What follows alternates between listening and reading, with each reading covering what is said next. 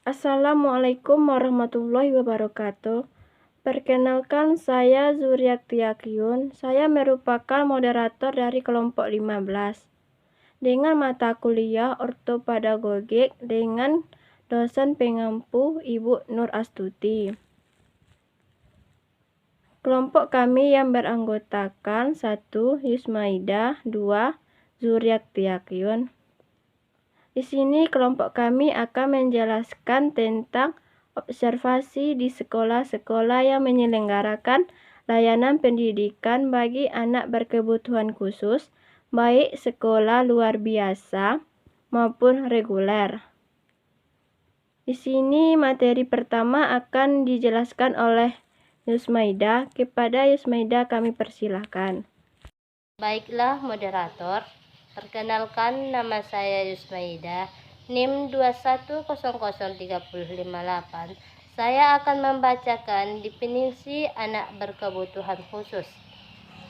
Anak berkebutuhan khusus. Anak berkebutuhan khusus meliputi dua kategori, yaitu anak yang memiliki kebutuhan khusus yang bersifat permanen, yaitu akibat dari kelainan tertentu, dan anak berkebutuhan khusus yang bersifat temporer, yaitu mereka yang mengalami hambatan belajar dan perkembangan yang disebabkan kondisi dan situasi lingkungan. Secara sederhana, anak berkebutuhan khusus dapat diartikan sebagai anak yang berlaku layanan khusus untuk mendapat menjalankan aktivitas sehari-hari dengan baik. Undang Nomor 20 Tahun 2003 menyebutkan bahwa pendidikan khusus, pendidikan luar biasa, merupakan pendidikan bagi peserta didik yang memiliki tingkat kesulitan dalam mengikuti proses belajar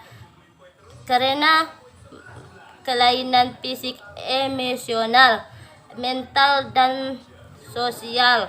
Anak berkebutuhan khusus adalah individual anak yang dalam perkembangannya mengalami hambatan, gangguan, kelambatan, atau memiliki faktor-faktor risiko hingga untuk mencapai perkembangan optimal diperlukan penanganan atau internasional khusus. Anak berkebutuhan khusus. 1. Tunanetra, anak yang mengalami gangguan penglihatan seperti kebutaan menyeluruh atau sebagai, walaupun sudah diberikan pertolongan dengan alat bantu khusus, dan adalah anak yang memiliki hambatan dalam penglihatan tetapi masih dapat huruf yang bercetak tabel dan menggunakan alat bantu penglihatan atau tidak. Anak tunanetra pada saat melakukan observasi suatu kelas 5, saya mengamati para siswa yang sedang mengikuti pelajaran agama Islam. Salah satu siswa yang bernama Maulana adalah seorang anak tunanetra. Observasi perhatian Maulana sedangkan pelajaran individu dengan guru mata pelajaran agama, di mana Maulana sedangkan di lomba MTQ meski tidak bisa melihat dengan jelas, akan tetapi kemampuan hambatan Maulana sangat luar biasa. Ketingkatan saya mewawancarai guru mata pelajaran terkait dengan proses belajar Maulana. Guru tersebut menjelaskan bahwa selama ini Maulana belajar dengan mendengar guru ketika menjelaskan dan menghafal belajar atau ayat-ayat Al-Quran jika sedang mengikuti belajar agama Islam. Tunarungu, anak yang mengalami kehilangan seluruh atau sebagian daya pendengaran sehingga tidak mampu berkomunikasi secara verbal walaupun sudah diberikan alat bantu pendengaran suara.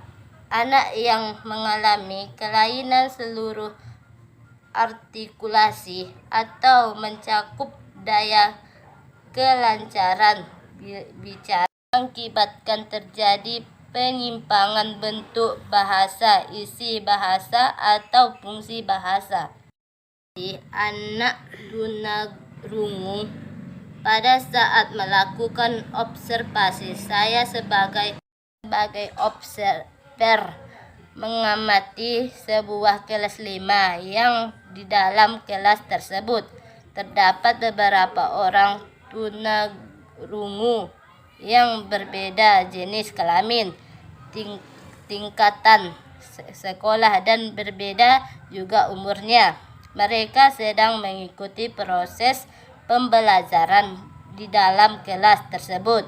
Saya melihat ada sebagian siswa-siswi yang sedang menulis dan sebagainya lagi, sedangkan dan sebagian siswa-siswi yang sedang menulis dan sebagiannya lagi sedangkan mengikuti belajar A, I, U, E, O dengan suara dan bahasa isyarat yang dilakukan oleh guru. Baiklah, saya kembalikan kepada moderator. Terima kasih kita ucapkan kepada Yusmaida.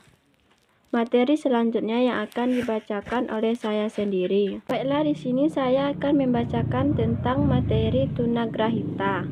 Anak yang kecerdasannya jauh di bawah rata-rata ditandai oleh keterbatasan inteligensi dan tidak cakap dalam komunikasi sosial. Tunagrahita diklasifikasikan menjadi 3, yaitu 1. Tunagrahita ringan, memiliki IQ antara 68 sampai 25 dan masih dapat belajar membaca, menulis, dan berhitung sederhana. 2. Tunagrahita sedang, memiliki IQ antara 54 sampai 40 dan masih sulit untuk belajar seperti belajar, menulis, membaca, dan berhitung. 3. Tunagrahita berat, memiliki IQ antara 39 sampai 25. Tunagrahita sangat berat, memiliki IQ di bawah 24, memerlukan bantuan perawat secara total, baik dalam hal mandi maupun makanan. Observasi anak tunagrahita. Pada saat melakukan observasi umumnya, para siswa tergolong tunagrahita ringan dan sedang. Mereka mampu berolahraga, bermain, dan berkomunikasi dengan teman-temannya, para guru, dan para observer lainnya. Ada juga sebagai dari mereka kurang bisa berbicara. Jikapun mereka berbicara, akan tetap yang mereka sampaikan kurang jelas terdengar, sehingga menyulitkan para guru, terutama para observer, untuk memahami apa yang akan mereka sampaikan dan apa yang mereka inginkan. Seperti seorang siswa yang menginginkan sesuatu, namun ketika keinginannya tidak dapat terpenuhi, ia akan berontak dan bersikap apatis. 4. Tunadaksa.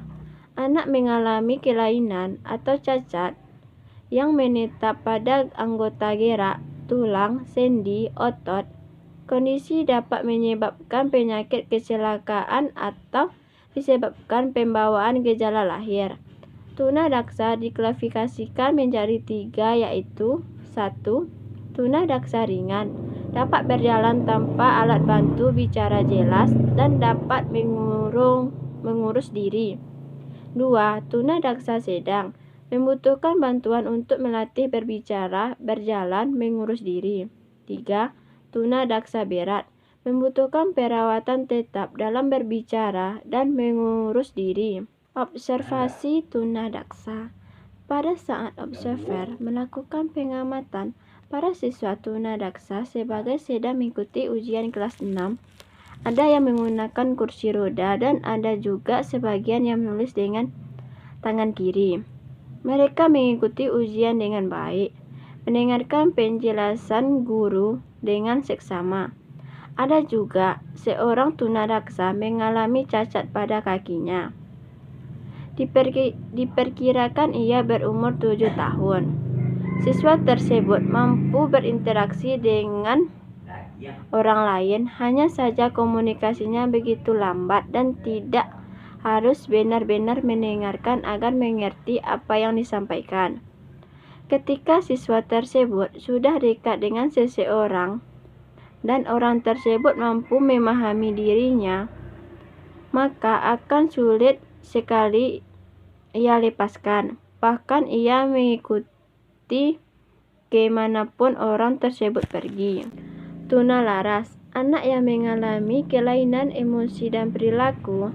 Anak menunjukkan penentangan terhadap norma-norma sosial masyarakat seperti mencuri, mengganggu, dan menyakiti orang lain. Disebut dengan tuna sosial. Anak memiliki tingkah laku berkelainan, tidak memiliki sikap dewasa, melakukan pelanggaran norma-norma sosial dengan frekuensi yang cukup besar. Tidak kurang mempunyai toleransi kepada orang lain atau sekelompok serta mudah terpengaruh oleh suasana sehingga menimbulkan kesulitan bagi diri sendiri atau orang lain. Observasi tunalaras. Berdasarkan observasi yang dilakukan, hanya yang dibutuhkan pendekatan perilaku termasuk penggunaan pujian positif penguatan bertujuan untuk meningkatkan perilaku yang diinginkan, menggunakan penguatan dan untuk mengurangi perilaku yang tidak diinginkan. Intervensi perilaku kognitif mendorong pengembangan fungsi cara berpikir dengan menantang dan mengubah cara terpikir disfungsional. Layanan pendidikan anak berkebutuhan khusus sekolah reguler atau inklusif. Pendidikan inklusif merupakan sistem pendidikan yang memungkinkan anak berkebutuhan khusus untuk dapat belajar bersama dengan anak reguler di sekolah reguler. Tujuan pendidikan inklusif adalah untuk menyeratakan anak berkebutuhan khusus dengan anak reguler tanpa berbeda. Prinsip pendidikan inklusif di mana sekolah umum yang memberi sistem layanan pendidikan yang mengikuti sertakan anak berkebutuhan khusus belajar bersama dengan anak sebayanya di sekolah reguler terdekat dengan tempat tinggalnya. Konsep anak berkebutuhan khusus memiliki arti yang lebih luas dibandingkan dengan pengertian anak luar biasa. Anak berkebutuhan khusus adalah anak yang dalam pendidikan memerlukan layanan yang spesifik berbeda dengan anak pada umumnya. Oleh sebab itu, mereka memerlukan layanan pendidikan sesuai dengan kebutuhan belajar masing-masing anak. Sistem pendidikan yang menyediakan layanan yang sesuai dengan kebutuhan peserta didik berkebutuhan khusus. Salah satu bentuk layanan pendidikan yang sesuaikan dengan hambatan maupun kebutuhan peserta didik berkebutuhan khusus adalah program kebutuhan khusus. Program keberbutuhan khusus sangat penting bagi siswa. Selain untuk mengatasi permasalahan dengan proses belajar mengajar, juga digunakan sebagai perantara dalam menyesuaikan diri dengan lingkungan inklusif. Oleh karena itu, program kebutuhan khusus merupakan kegiatan yang wajib dilakukan dalam menyelenggarakan sistem pendidikan inklusif. Layanan pendidikan guru dalam mengajar siswa berkebutuhan khusus. Tugas guru pendidikan khusus dalam memberikan program keberbutuhan khusus berkaitan langsung dengan kompetensi khusus yang harus dimiliki oleh menangani anak berkebutuhan khusus. Program kebutuhan khusus merupakan program bimbingan khusus yang disediakan sesuai dengan kebutuhan khususnya sebagai pengganti dan hambatan yang dialami akibat kelainannya. Program berkebutuhan khusus dapat berupa program braille dan orientasi mobilitas bagi anak dengan hambatan penglihatan, atau bina persepsi bunyi dan irama bagi anak dengan hambatan penglihatan dan sebagainya.